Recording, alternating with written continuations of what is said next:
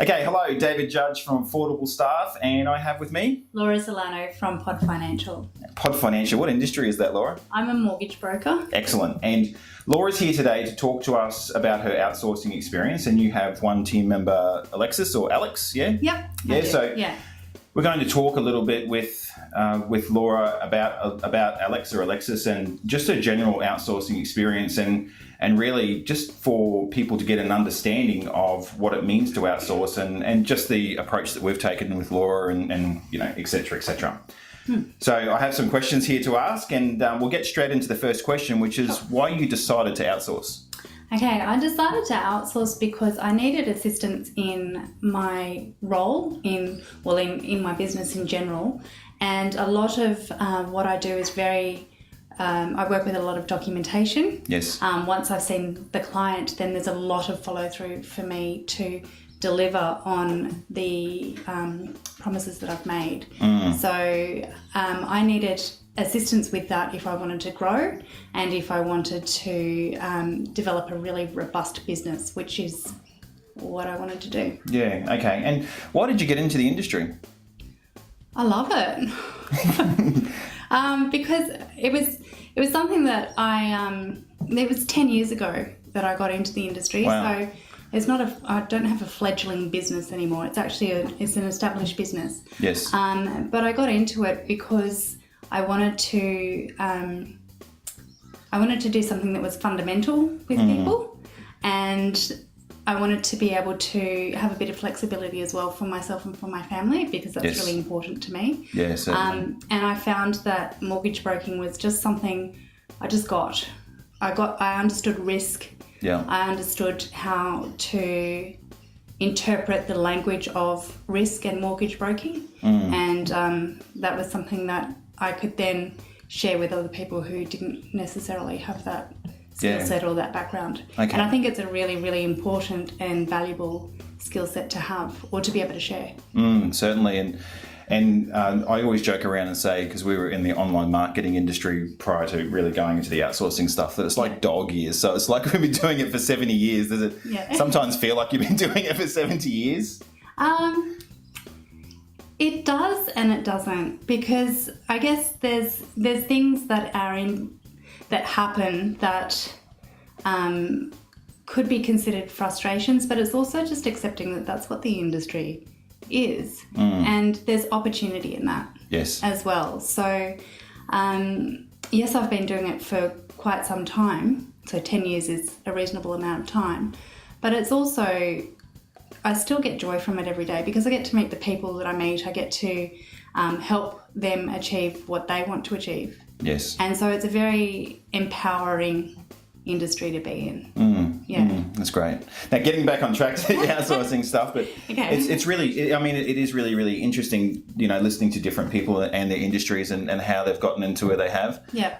Okay, so we've just had to pause and restart because there's a dog next door barking, of course, which is something you don't have when you outsource overseas because we have a serviced office. But for Laura, it means that that she's, you know, been able to give the freedom to work everywhere because she has her team operating out of a set place. But going back to it, the next question, all going well with the dog not barking, trust. Now, trust is certainly an important factor when you're looking at employing somebody locally, you're looking at employing somebody overseas. Now, from an overseas perspective, how important do you see trust? It's crucial, and it's one of the most important parts of what I do in my business. So building trust on every level, trust with the client, trust with the lenders, trust with my industry is based on it. So and for me, part of it is about how we handle client information, which is really sensitive information, things like ID, things like their bank account details, all of that sort of stuff is something that I need to access to do my job. Yes. So therefore I need to have processes around that secure that data. So there's a number of things that we've implemented in working with Alexis and with the team at Affordable Staff. So the documentation that I have never leaves Australia. Everything is password protected. You know, my Alexis has access to certain files, and I know I have visibility right across what she's doing, and is a paperless office. So that was another thing. There were things that we went through together to understand how the office is set up in the Philippines that gave me confidence. Yes. To trust in that process. And expanding on that, because that's a really good point, that I've found that trust and having an infrastructure in place are critical. Yeah. And the infrastructure is only as good as the human being that's using that infrastructure. But I think that you've had an existing relationship with one of our partners, Nadine, for how long has it been? Like, you've known years. Yeah, years and years. So, like for a lot of our clients and the people that are working with our clients, our local people, they know who the people are that they're working with, and they have them there as a support. So, have you found that's an important factor for you as well around the trust? Absolutely, because people like to work with people that they know and like and trust. And I think that if I hadn't known Nadine prior, I probably still would have investigated the outsourcing solution, but it would have made it. I just have a level of confidence because I know Nadine. Yes. That I would have had to build with somebody else for a longer period of time, I think. And how do you think you would have gone if you didn't have like the Nadine, or you didn't have the local Australian contact, and it was just someone straight overseas? How do you think? Wouldn't have. Yeah. Okay. It's pretty clear. I wouldn't. Yeah.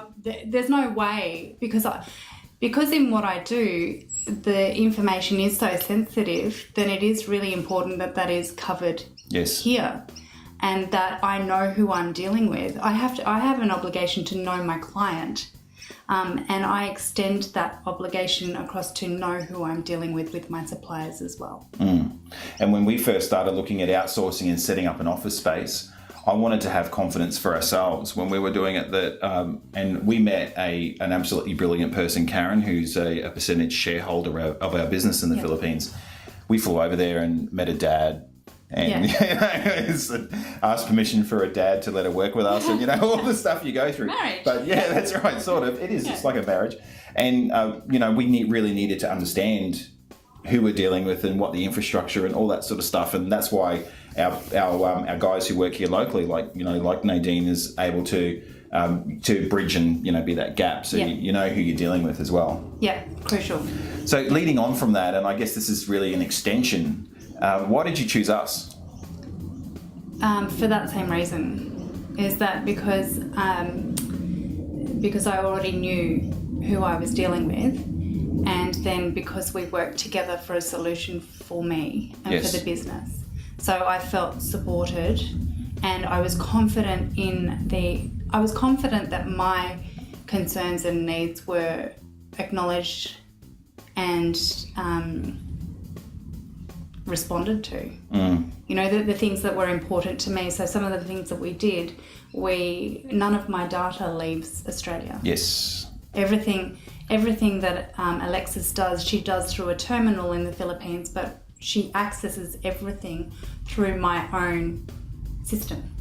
So she's logging into my portal. Yes. So that, for me, that was really, really important as well. And let's expand on that, because you had some issues with us, didn't you? Like with the team member, not with us.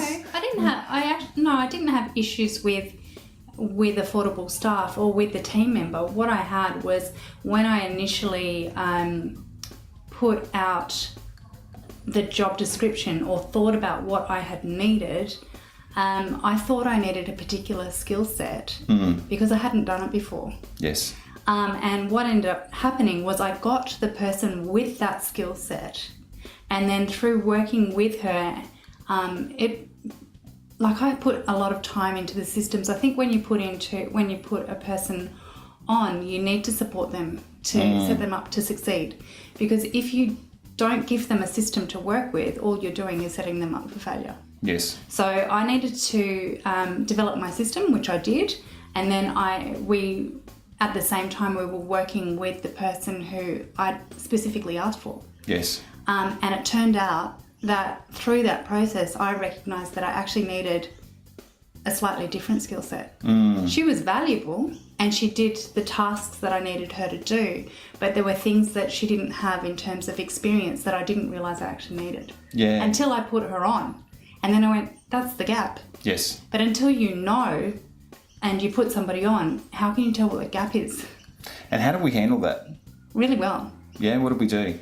Just for everybody watching.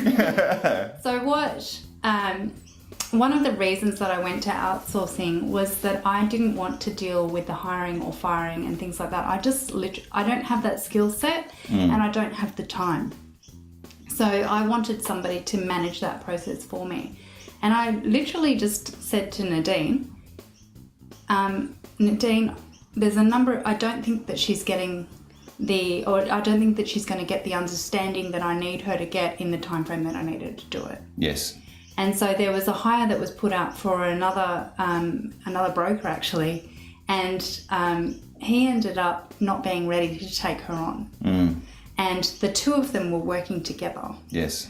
So they were working as a team, and I'd seen the progress that they made together as a team was phenomenal. Yeah. And in the end though, we had to choose just one because I went, well, I can't have both.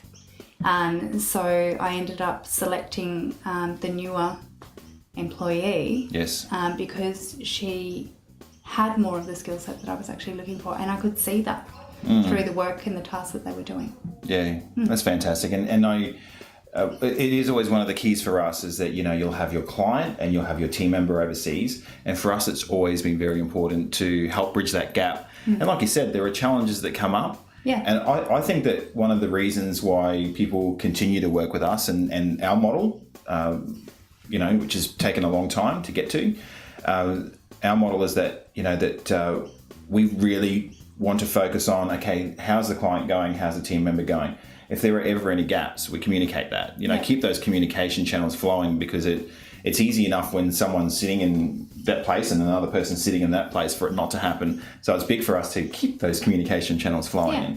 And there are times, and I mentioned this to you before we started the interview, that there are times when we talk to clients and we say to them, hey, you're not holding up your side. This is where we're at now and this is where we need to be at. How is it we're going to get there? Yeah. So it's a big thing. It's a big thing for us to keep that communication channel flowing. Yeah, I think as an employer, if I were to hire someone directly here, I would have a responsibility to that person to make sure that they know what their job is and to give them clear guidelines around what their tasks are, and to make sure that they understand what they need to perform in their role. I believe that most people want to do a good job. Yes. I don't think there's many people out there, I don't know, maybe there are, but my experience is that people want to feel successful at what they do. And so as an employer or as somebody who is a client, it is, I believe, my responsibility to make sure that I do set them up to succeed in that role. Yes. And then I can make a judgment call to go, if they're not succeeding, is it because there's a lack of understanding there? Can that lack of understanding be bridged through education? Or is it just simply that they're just not ready for that role? Yes. Yeah. And that wonderfully leads into the next question. Limitations. At this stage, what limitations have you found around outsourcing? Limitations. Okay, so I think for outsourcing to work really well, we need to embrace technology. So it's things like having an understanding of how to communicate, what types of platforms are available to communicate. In my role and in my industry, I need to embrace technology anyway. Yes. Because I'm constantly dealing in the management of information. So storing it, collecting it, sharing it, whatever it is, I'm dealing with information. So therefore technology and the use of it is critical in my business and in my industry. Yes. So I think that if you've got an older style business where you're working with phone and maybe just a desktop computer or something like that, and you haven't embraced some of the things that are around there, that could be something that would be limiting. But I think that's about where do you want to go with your business? Yes. If to really grow, we need to embrace technology because it's here. And I also like what you said beforehand about a limitation being an opportunity as well. Yeah, it is. If there's if there is a limitation around how something is done, then that's an opportunity to do it differently or to grow or to find another way. Yes. So I don't see limitations as a bad thing. I see them as something that helps us to grow into a better business or a better person. Very true. And it's funny, going on the journey, the outsourcing journey, constantly when you're dealing with other countries, you come across limitations. And whilst there are certainly times where we'll sit and we'll go, again, you have to sit down and really think about the direction you're going. Okay, and like you said, what is this limitation that's being presented to us, and what is the solution? What is the workaround? What is it we can do to overcome the limitation? Because at the end of the day, I've always found, and we've found as a business, that a limitation is defined by the people that are a part of the business and what you're prepared to do in order to be able to make it work. Yeah, and the other thing that I think, people might think, English might be a limitation or the language skill might be a limitation or something like that. I haven't really found that to be an issue. I've found that the English skills of all of the people that I've spoken to in the Philippines have been excellent. Yes.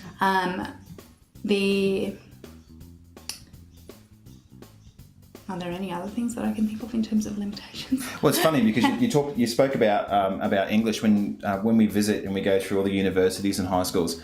Everybody's talking English, and they've got all these big signs everywhere that say English only, please. Yeah. Very polite. English only, please, everywhere. So everywhere you go, everybody's talking English. I think they probably understand that English is the language that a lot of countries will be doing business in, and if they want to be an outsourcing solution and they have the skill set to be able to do it, yes, then they need to speak the language of the clients who are going to use those services. They just have to. Yes. So yeah, I found that the language skills have actually been really quite high. And yeah, I've been really happy with the communication that we've been able to have. Yes. And I can see, sorry, I keep on looking over that way because that's where my computer is. That's where Laura works. That's where my computer is, and that's my automatic call to, that's where Alexis is as well. So I kind of associate that corner of the office with Alexis. So yeah, it's been really good.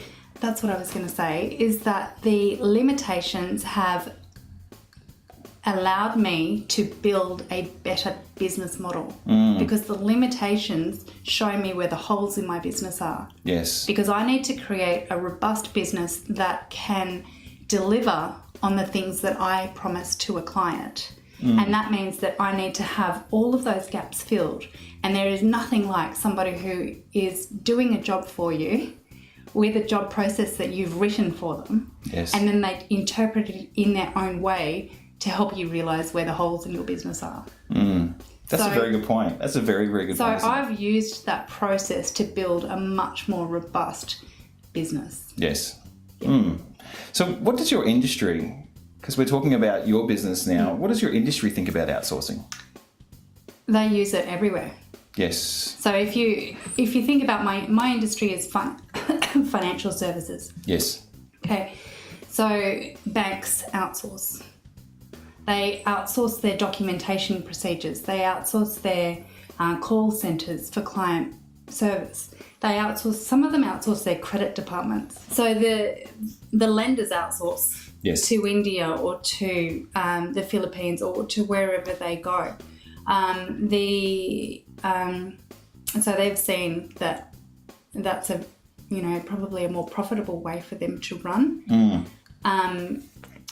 The aggregators, so I aggregate through an aggregator to get access to the lenders. Yes. They outsource as well. they'll outsource marketing. There's a whole lot of things. They're already using it. They're already using it. So it's just about how we manage the information transfer. That's it. Yes. In my view. Yeah, and it's funny because we have a number of clients in the similar industry, and it how long is it? Like, obviously, you've been 10 years. Longer than 10 years, we've had, people outsourcing the information and the process and the tasks from the big guys. Yeah. But it's been longer than 10 years, hasn't it?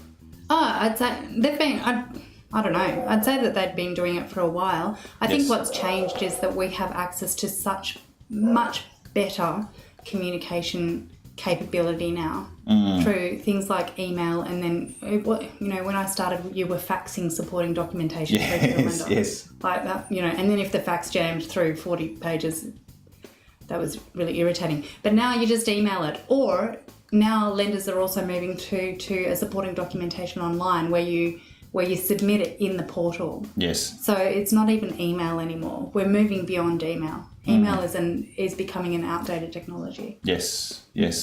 And I mean, other technologies as well, like Zoom and Skype, and there were so many. When I was a kid, I remember many moons ago, it used to be a big deal to write a letter and to put a stamp on it and to send it. Yeah. And then I think of that nowadays, and I think, wow, it's very genuine.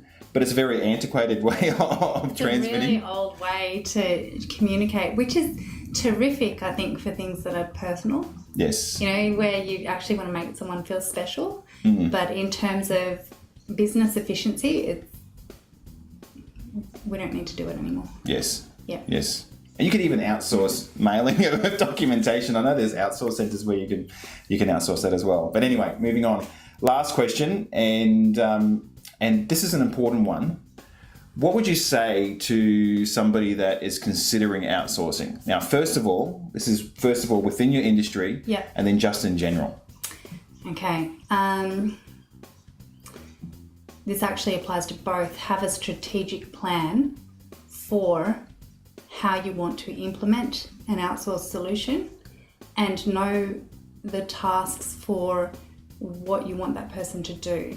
Yes. So you need to have a job description, and you need to think about the tasks that you actually want them to do. And then you need to think about how you're going to communicate those tasks and report back on them. So I would work with the team in Australia to make sure that your technology is up to scratch on that. Yes. Really, really important that your technology is up to scratch, because if it's not, it'll just impede the communication process. So having that strategic plan is really important. And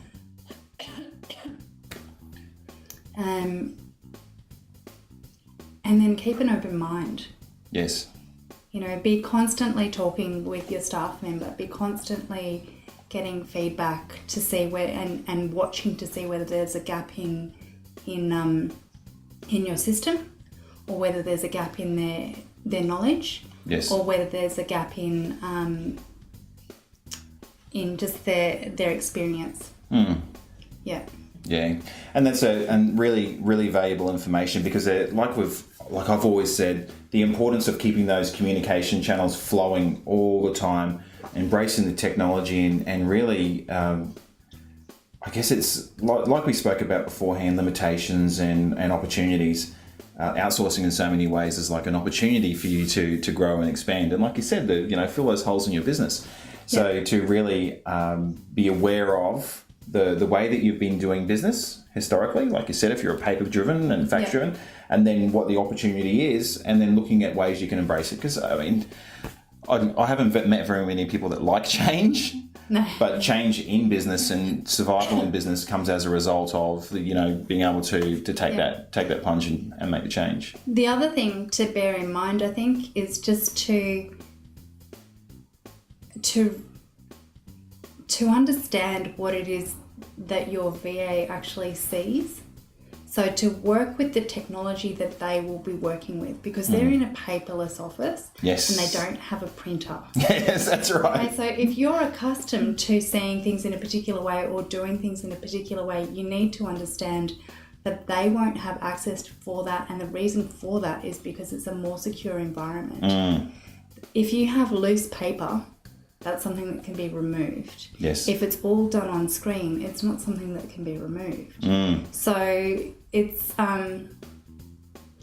understanding those things is really important, because when you ask somebody to do a particular task, if you assume that they have the same view on their screen as what you have, or they have the same accessibility to information that you have, and they don't, then you're asking them to do something that they can't do. So it's really important to understand what technology